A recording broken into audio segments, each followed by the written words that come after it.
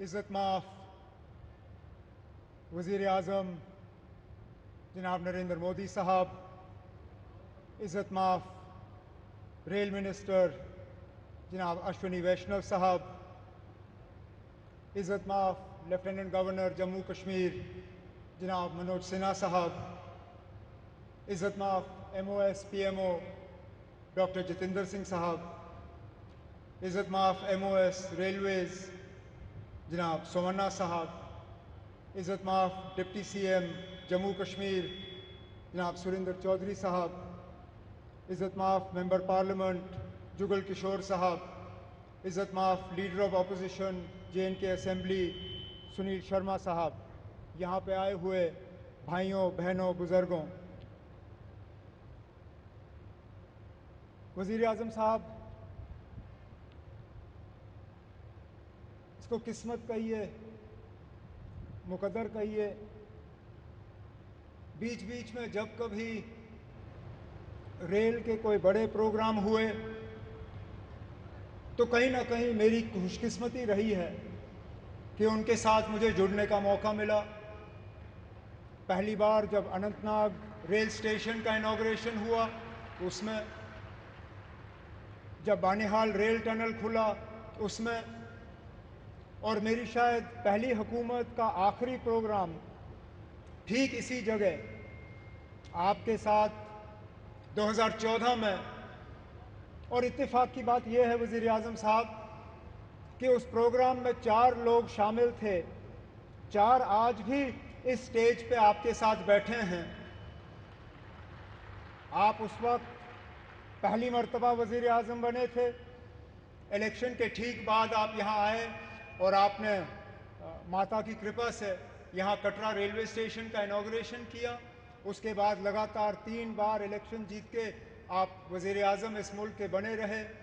आपके साथ आपके MOS PMO doctor Jitendra Singh साहब, वो भी उस प्रोग्राम में मौजूद थे।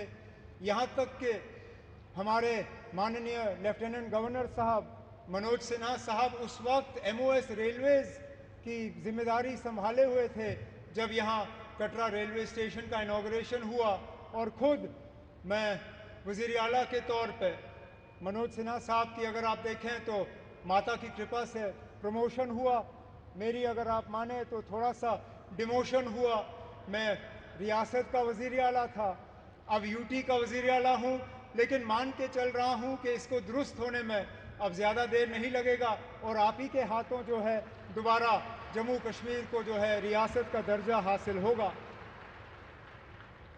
वज़ीर आज़म साहब, इस रेल के ख्वाब बहुत लोगों ने देखे, यहाँ तक कि कश्मीर को बाकी मुल्क के साथ जोड़ने का ख्वाब अंग्रेज़ों ने भी देखा था, लेकिन वो पूरा कर नहीं पाए।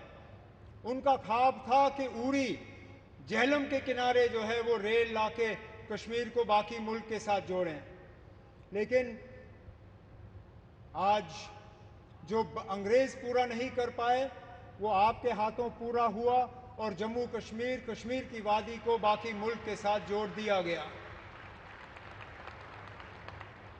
इस मौके पे मुझसे बहुत बड़ी भूल होगी अगर मैं पूर्व प्रधानमंत्री जनाब अटल बिहारी वाजपेयी साहब का इस मौके पे शुक्रिया ना करूं, क्योंकि ये प्रोजेक्ट ज़रूर 1983-84 में इसका संगे बुनियाद रखा गया। और मैंने पिछले दिनों मीडिया को हंसते हुए कहा कि जब ये प्रोजेक्ट शुरू हुआ मैं 8वीं क्लास का बच्चा था। आज मेरी उम्र 55 हो गई है, मेरे बच्चे भी कॉलेज पार कर गए हैं, अब जाके ये प्रोजेक्ट मुकम्मल हुआ। और ये तब हुआ जबकि वाजपेयी साहब ने इसको प्रोजेक्ट ऑफ नेशनल इम्पोर्टेंस का दर्जा देके इसमें बजट में जो है प्रावधान करके ये प्रोजेक्ट आज मुकम्मल हुआ। इस प्रोजेक्ट से जम्मू कश्मीर को भरपूर फ़ायदा होगा, लोगों का आना जाना रहेगा, टूरिज़्म से इसको फ़ायदा होगा, यहाँ के रहने वालों को फ़ायदा होगा। जैसे मैं आपको अभी कह रहा था, यहाँ बारिश पड़ते ही जब हाईवे बंद हो जाता है तो जहाज़ वाले हमें लूटना शुरू कर जाते हैं। जो 5,000 की टिकट होती है वो अचानक घंटों के अंदर 20,000 की टिकट हो जाती है। इस रेल के बनने से कम उन जहाज वालों की जो लूट रहती है टिकटों की, वो कम हो जाएगी और हमारा आना जाना आसान रहेगा। इसी तरह हमारा मेवा, हमारा फ्रूट, कश्मीर के सेब, कश्मीर के चेरी, कश्मीर के और सारी चीज़ें जो हैं, मैं उम्मीद करता हूं कि अब रेल के ज़रिए मुल्क के बाकी मार्केटों में इनको पहुंचाने का काम होगा और दुनिया भर की मार्केटों में जो है वो हम पहुंचा पाएंगे। वज़ीर आज़म साहब, आज आपके शुभ हाथों से ये एक और इंफ्रास्ट्रक्चर प्रोजेक्ट जम्मू कश्मीर का जो है मुकम्मल हुआ है।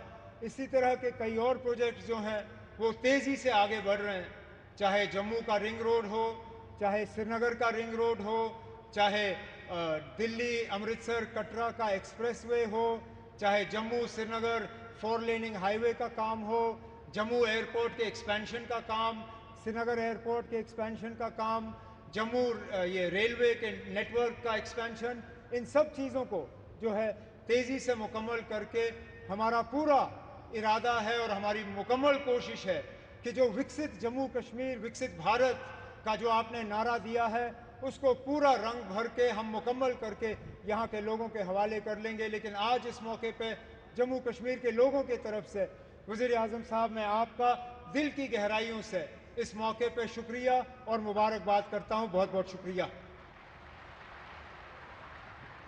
बहुत बहुत धन्यवाद माननीय मुख्यमंत्री।